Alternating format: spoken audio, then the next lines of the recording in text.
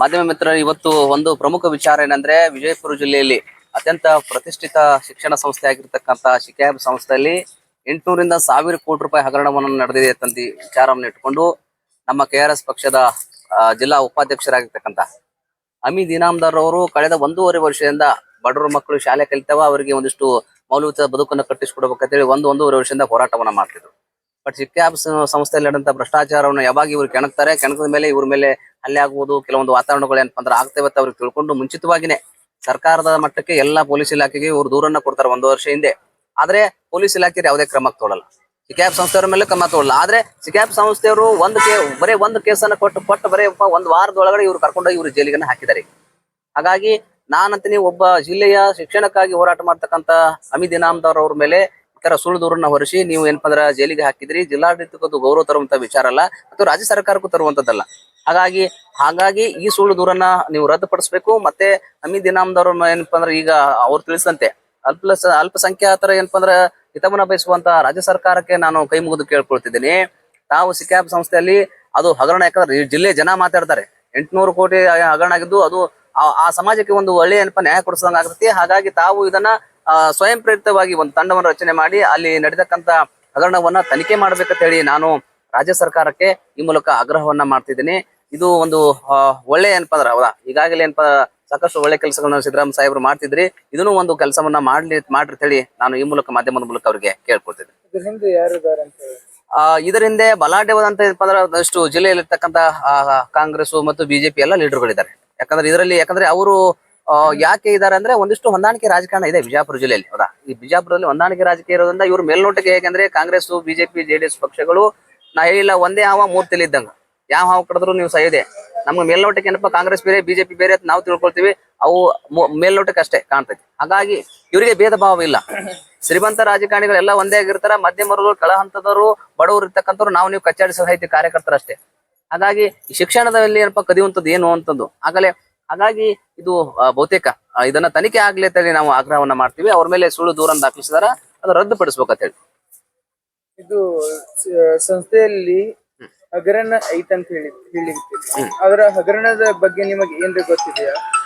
ಇದು ನನಗೆ ಮುಂಚಿತವಾಗಿ ಅವರು ಏನಪ್ಪಾ ಅಂದ್ರ ಒಂದು 6-7 ತಿಂಗಳ ಹಿಂದೆ ಏನಪ್ಪಾ ಅಂದ್ರ ಹೌದಾ, ನನಗೆ ಒಂದು 6-7 ತಿಂಗಳ ಹಿಂದೆ ಒಂದ್ಸಲ ಏನಪ್ಪಾ ಅಂದ್ರ ಒಂದು ಸುದ್ದಿಗೋಷ್ಠಿಯನ್ನು ಮಾಡಿದ್ರು ಅಮೀದ್ ಇನಾಮದಾರ್ ಅವರು. ಮಾಡೋ ಟೈಮ್ದಲ್ಲಿ ಅವರು ಈ ವಿಷಯ ಕುರಿತು ಏನಪ್ಪ ನಾನು ದಾಖಲೆ ಕೊಟ್ಟಿದ್ರು. ಆ ಟೈಮ್ದಲ್ಲಿ ನಾನು ಸ್ವಲ್ಪ ನೋಡಿದ್ಮೇಲೆ ಏನಪ್ಪಾ ಅಂದ್ರೆ ನಂತರದಲ್ಲಿ ನಾನು ಇಲ್ಲ, ಇದು ಬಹಳ ಲೆಂದಿ ಪ್ರೊಸೀಜರ್ ಆಗ್ತೈತಿ, ಒಂದು ಸಂಸ್ಥೆ ಇದಾಗ್ತೈತಿ, ಅಲ್ಲ ನಿಮ್ದೇನಿದೆ ಮಾಡ್ರಿ, ಬಟ್ ನಿಮ್ ಸಮಾಜಕ್ಕೆ ಒಳ್ಳೇದಾಗ್ತಿದ್ರೆ ನಾನು ಯಾವಾಗಲೂ ಇರುತ್ತೆ ಅಂತ ಹೇಳಿದ್ದೆ.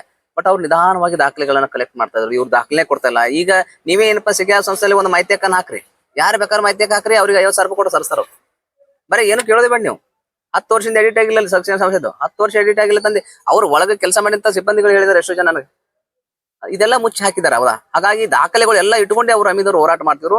ಅಮೀದ್ ಅವರು ದಾರಿ ತಪ್ಪಿಸ್ಲಿಕ್ಕೆ ಅವ್ರಿಗೆ ಏನಪ್ಪಾ ಅಂದ್ರೆ ಒಂದು ಸುಳ್ಳು ಕೊಟ್ಟಿದ್ದ ಏನಪ್ಪಾ ಅಂದ್ರೆ ಡಾಕ್ಯುಮೆಂಟ್ಸ್ ಅನ್ನು ಇವರೇ ಕ್ರಿಯೇಟ್ ಮಾಡಿ ಅವ್ರ ಮೇಲೆ ಹೊರಿಸಿ, ಇಲ್ಲ ಇದು ಅಮೀದನ್ನೇ ಮಾಡಿದ್ರು ಅಂತಂದಕ್ಕೆ ಈ ತರ ಎಲ್ಲ ಮಾಡಿದಾರೆ. ಹಾಗಾಗಿ ಇದರ ಹಿಂದೆ ಮೂಲಭೂತವಾಗಿ ಜಿಲ್ಲೆಯಲ್ಲಿ ಇರ್ತಕ್ಕಂಥ ಪ್ರಮುಖ ರಾಜಕಾರಣಿಗಳು ಇದ್ದಾರೆ. ಮುಂದಿನ ಹೆಸರೇನು, ಯಾರು ಮಾಡಿದಾರೆ ಅವ್ರ ಹೆಸರು ಇಲ್ಲ, ಈಗ ಕೇಸ್ ಮಾಡಿದ್ರು ಶಿಕ್ಷಣ ಏನಪ್ಪಾ ಸಿಕ್ಯಾಬ್ ಸಂಸ್ಥೆಯವರು ಮಾಡಿದಾರೆ ಕೇಸನ್ನ. ಹೌದ್ರೆ, ಈಗ ಸಿಕ್ಯಾಬ್ ಸಂಸ್ಥೆಯವರು ಏನಪ್ಪ ಇವ್ರ ಮ್ಯಾಗ ಕೇಸ್ ಮಾಡಿದಾರೆ, ಕೊಟ್ಟಿದ್ದಾಗಲೇ ಅಂತ ಹೇಳಿ. ಬಟ್ ಇದರಿಂದ ಕಾಣದ ಕೈಗಳು ಸಾಕಷ್ಟು ಇದಾವೆ ರಾಜಕಾರಣಿಗಳು. ಇಲ್ಲ, ನನಗೆ ಅಷ್ಟು ಏನು ಪರ್ಟಿಕ್ಯುಲರ್ ಆಗಿ ಇವರೇ ಮಾಡಿದಾರ ಅಂತಂದಿಲ್ಲ. ಅವ್ರು ಏನಪ್ಪಾ ಸಿಕ್ಯಾಬ್ ಸಂಸ್ಥೆ ಅಂತ ಹೇಳಿ ಅವರು ಅದರಲ್ಲಿ ನಮೂದು ಮಾಡಿದಾರ. ಹಾಗಾಗಿ ಏನಪ್ಪಾ ಅಂದ್ರೆ ನಾನು ಸಿಕ್ಯಾಬ್ ಸಂಸ್ಥೆಯವರು ಒಂದಿಷ್ಟು ಏನಪ್ಪಾ ಅಂದ್ರೆ ಮಾನವೀಯ ದೃಷ್ಟಿಯಿಂದ ಆದ್ರೂ ಮಕ್ಕಳಿಗೆ ಒಳ್ಳೇದು ಮಾಡ್ಲಿ ಅನ್ನುವಂತ ವಿಚಾರ. ಇದ್ರ ಬಟ್ಟೆ ಮೇಲೆ ಬರ್ತಾನೆ, ಅದು ನೈಟ್ ಪ್ಯಾಂಟ್ ಮೇಲೆ ಏನೋ ಸುಮ್ಮನೆ ಕರೆದಾರ ಕ್ಯಾಜುವಲ್ ಆಗ್ತದೆ. ಸ್ಟೇಷನ್ ಬಂದ್ರೆ ಅವಾಗ ಲಾಕ್ ಮಾಡ್ತೀರಿ, ನೋಟಿಸ್ ಅಲ್ಲೇ ಕೈ ಕೊಡ್ತೀರಿ. ಸ್ಟೇಷನ್ದಾಗ ನೋಟಿಸ್ ಕೊಟ್ಟು ಅಲ್ಲೇ ಲಾಕ್ ಮಾಡಿ ಆಮೇಲೆ ಅವ್ರಿಗೆ ಆರೋಗ್ಯ ತಪಾಸಣೆ ಮಾಡಿ ಕರ್ಕೊಂಡು ಹೋಗ್ತೀರಿ. ಇಂಟಿಮೇಷನ್ ಬೇಕಲ್ರಿ, ಏನು ಯಾವುದೋ ಮಾಹಿತಿ ಇಲ್ಲ. ಆದ್ರೆ ಇವ್ರು ದೂರ ಕೊಟ್ಟಾಗ ಎಲ್ಲಿ ಹೋಗುತ್ತೆ ನಿಮ್ದು ಕಾನೂನು? ಅಂದ್ರೆ ಅವ್ರಿಗೆ ದಾರಿಗೆ ತಪ್ಪಿಸಿ ತಮ್ಮ ಸ್ಟೇಷನ್ಗೆ ಕರೆದು ಅವ್ರಿಗೆ ಅರೆಸ್ಟ್ ಮಾಡಿ ಅವ್ರ ಮೇಲೆನೆ ಆರೋಪ ಮಾಡ್ಲಿಕ್ಕೆ. ಇದ್ರ ಹಿಂದ್ಗಡೆ ನೀವು ಹೇಳುವುದು ಆರೋಪ ಸಿಕ್ಯಾಬ್ ಸಂಸ್ಥೆ. ಹೌದು, ಸಿಕ್ಯಾಬ್ ಸಂಸ್ಥೆಯವರೇ ಮಾಡಿದ್ರು. ಸಿಕ್ಯಾಬ್ ಸಂಸ್ಥೆಯವರ ವತಿಯಿಂದನೇ ಇವರು ಬಂಧನ ಆಗಿದ್ದಾರೆ. ನೇರವಾಗಿ ಸಿಕ್ಯಾಬ್ ಸಂಸ್ಥೆಯವರು ಏನಪ್ಪ ಇವ್ರ ಮ್ಯಾಗೆ ದೂರನ್ನು ಸಲ್ಲಿಸಿದ್ದಾರೆ.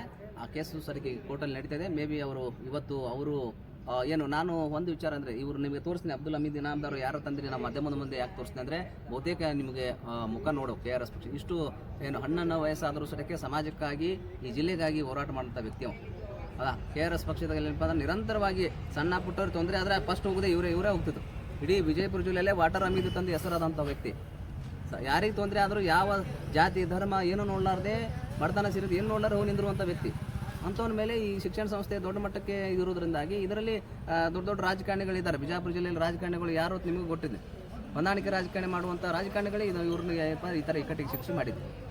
ಹಾಗಾಗಿ ನಾನು ಅಮೀದ್ ಇನಾಮ್ದಾರ್ ಅವ್ರನ್ನ ಏನು ಕೂಡಲೇ ಬಿಡುಗಡೆಗೊಳಿಸಬೇಕು ಮತ್ತು ಅವ್ರ ಕೇಸನ್ನು ರದ್ದುಪಡಿಸಬೇಕಾಗಿ ಮಾಧ್ಯಮದಿಂದ ಕೇಳ್ಕೊಳ್ತಾರೆ. ತಮ್ಮ ಹೆಸರು ಸರ್? ನಾನು ಶಿವಾನಂದ ಹೆಡ್ಡಳ್ಳಿ ಅಂತೇಳಿ ವಕೀಲನಾಗಿ ಮತ್ತು KRS ಪಾರ್ಟಿ ರಾಜ್ಯ ಸಂಘಟನಾ ಕಾರ್ಯದರ್ಶಿ ಕೆಲಸ ಮಾಡ್ತೀನಿ.